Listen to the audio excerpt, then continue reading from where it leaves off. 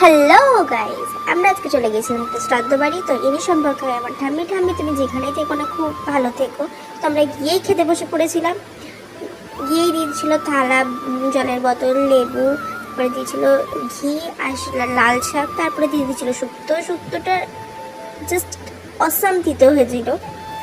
যাই হোক, তারপরে দিয়েছিল হচ্ছে আলুর চিপস, তারপরে দিয়েছিল মুড়িঘণ্টটা জাস্ট অসাম হয়েছিল খেতে। আমি এই দিয়েই বেশিরভাগ ভাতটা খেয়ে নিয়েছি। তারপরে দিয়েছিল পটল চিংড়ি, আমাকে আবার ভাত দিচ্ছিল। আমি বললাম না আমি আর ভাত নেবো না।